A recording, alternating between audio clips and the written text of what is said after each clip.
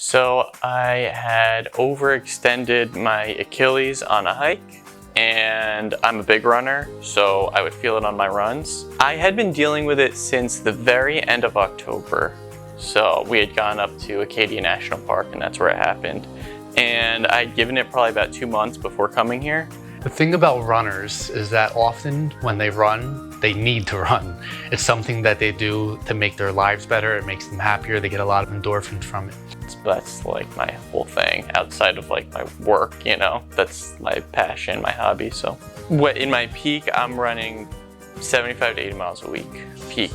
Yeah, I mean, I was like sad. I wouldn't go far as to say like depressed, because depression is something that's diagnosed by a doctor usually. But I would say, yeah, I was definitely pretty down. Biking wasn't cutting it. I mean, biking is great exercise, but for me personally, it wasn't cutting it. So yeah, I was not happy. At first I took some time off and it wasn't going away. So my fiance had suggested looking for active release treatment, and I found this place, and I had a consultation and I really liked what I saw. So I decided to come on by. Jesse is a patient who came to us. He was running 80 miles a week. That's a super high volume when it comes to running. Even a low volume of running would require extremely good flexibility in the ankles, knees, hips, and legs in order to be able to run healthy and well and stay pain-free. When you have a high volume of running, you have very little wiggle room in order to have any restrictions there so that you can continue running and stay healthy. So Jesse has Achilles tendinosis. You may not be able to tell with the camera. This is just slightly thicker on this right side than the left. That's a hallmark indicator of tendinosis, the tendon thickening in order to protect itself. So we've been scraping this, but I'm also unloading some of the deeper calf tissue. Tibialis posterior is a big one that's important to stabilize the ankle. It comes down underneath here and attaches to the bottom of the foot. So this needs to be adhesion free and strong so the Achilles tendon doesn't take overuse and overload. So I'm just continuing to find where he's got some adhesion. His range of motion was 5 3/4. That's 96% function. It's really good. And as a runner, high mileage, that function needs to be as good as possible. His Achilles tendon at the bottom of his ankle was starting to bother him, and he was concerned that it was going to prevent him from being able to run. So we took him through all of our tests. He had really good flexibility tests, but the biggest restriction he had was in his ankles. We do this knee to the wall test to check the ankle flexibility, and it was 4 3/4 inches, which is 79% range of motion. It's really not that bad. It's a C+ if you were in school. However, at 80 miles a week, it needs to be as close to perfect as possible. What I was initially going to do, I was going to come here and I was going to look at a couple other places. I don't remember the names of any of them, but I was going to look at a couple other places and make a decision. But when I came here, I liked what I saw kind of right off the bat, and I was comfortable here. Sometimes the doctor will scrape, in my case, the Achilles. Now we treat the Achilles directly. This is really important for Achilles tendinosis when the tendon's degenerating a little bit, which is what he has.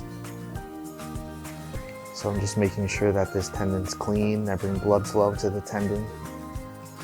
Then when he does his exercises for this tendon, he'll be working healthy tissue instead of degenerated tissue.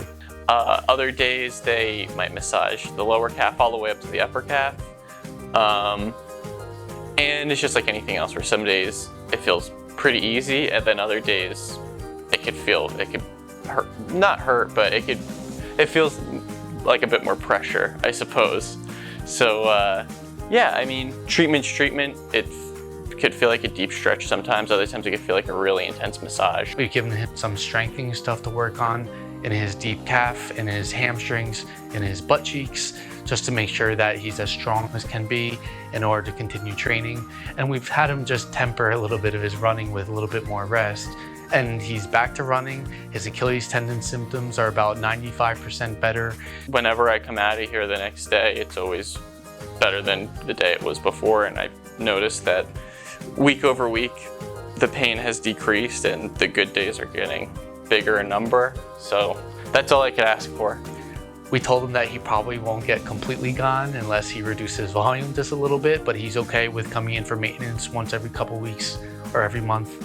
And that's the deal with runners. It's just about keeping the body as healthy as can be so that they can continue running to their heart's desire. I'm anywhere between 97 to 100%, but that's why I'm still coming here, because it's not 100% every day, but that's also because I put a heavy load on my body, so it's just about the maintenance of it. And I do think that within the next like 2 or 3 months, if I really keep at it, I could see it get to that 100%. If anybody is having, I guess, chronic pain, you should definitely give this place a shot. You know, get a consultation, and the worst that happens, that's not what you're looking for, but it worked for me. But this place is a little different in that it's very warm. You know, like you could feel as if you're listened to and that you're getting really great treatment, but the warmth is, I guess, a different qualitative aspect.